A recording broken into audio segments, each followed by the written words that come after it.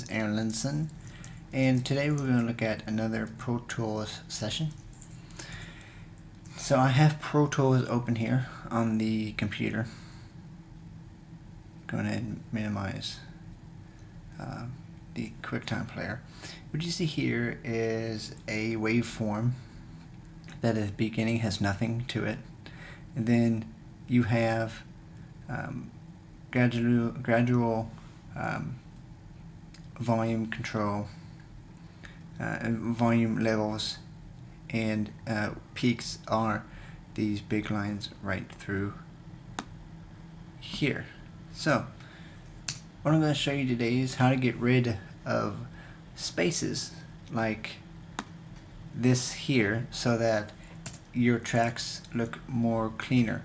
Now what happens really is you can use either shift or split. I use shift. I use actually split for this.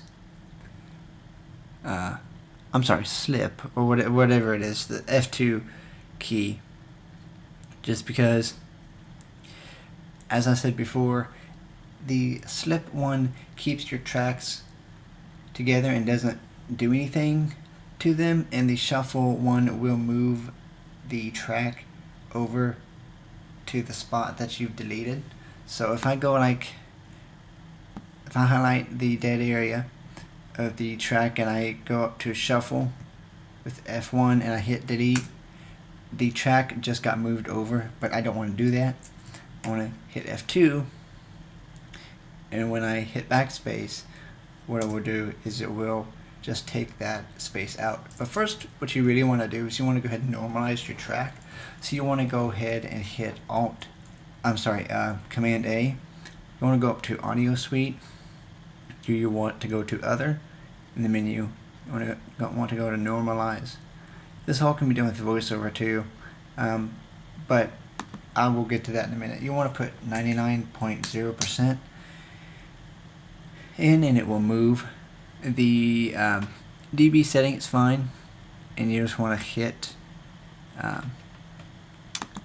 render, and it will render it. And you can get out of here, and as you can see, you got a bigger waveform, and it normalized it. And you can hit play, and it'll go through here. So what you can do is you can either go through, hit play, hit shift, what you want. You can hit what I usually do is I'll hit Control Shift, and then I'll hit number 4, and this slows down the volume of the track. You can hit 1 to go slower, 2 to go faster, and then 5 is normal. But let's go to 3, and right there sort of is where it kind of starts. So I'm going to go and delete that, and as you see, the hit backspace, and as you see, it deleted the blank area. Now we can go ahead and hit Control 5, Control 5, and then we'll go ahead and play at normal speed. We're going to hit Control 4 right here. Control 2 to you can slow it down even more. Control 1 to slow it down even more. And we're going to stop it right there. We're going to delete it right there. So now we've effectively taken out all that dead space. We can go ahead and do it on these dead areas right in here, the smaller waveforms, and make it into another file if we wanted to. So let's go ahead and actually move this over, move this whole thing over to the first block here, and make it easier. And how I'm switching between these tools is hitting escape. You can also go up here and hit these buttons here. You can also use your function keys, so F5, F6, F7, F8, F9, and F10. You can do F7 and F8. You can do F7 and F8 together to get all 3 of those tools, or you can just hit escape. So what I mainly do is hit escape until I find the one I need. So that's how you do that. And let's say that we wanted to add go into the track and add and add an effect here. So we're going to go ahead and go to Insert. We're going to go to Plugin. We're going to hit EQ, and we're going to do a EQ channel 3 band. And what I like to do is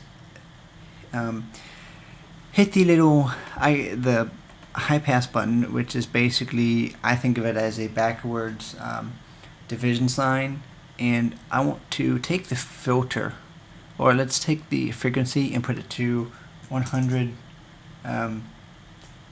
kilohertz, and then we'll take up the filter all the way up to the highest it can go is 24. This basically just makes it easier for the track and for you as the producer too. It just makes it sound a lot better, not all muddy. And you want to go ahead and play your track and watch your audio levels just to make sure that you know, things are going correctly and you're not going over the red bars. And we look pretty good. And as you can see, with normalizing that, it wouldn't have jumped that high, but we normalized it and it's fine. Another thing is, you don't want to move the slider until you're done with recording, and you can always redo things you want to, again, if you messed them up. Hit Command equals to go back to our edit window here. Just go ahead and name this track. Hit Command space on it.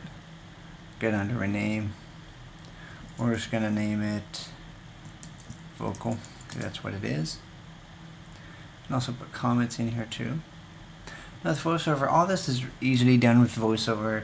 The only problem is when you go in to create a new track, you're not going to get all of the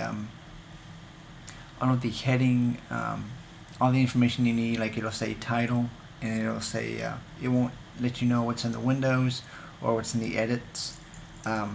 So I would suggest, it will work in Lion, but it will not work in Mountain Lion. So if you have low vision, you'll be able to do it, and if you know your way around the program, you'll be able to do that as well.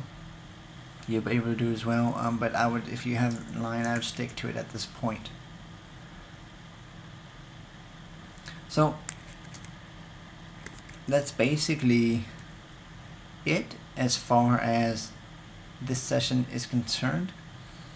We can, how did that get there?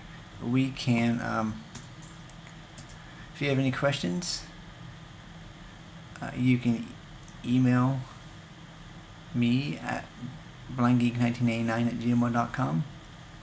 You can follow me on Twitter at twitter.com/blindpodcaster. That's BLINDPODCASTER.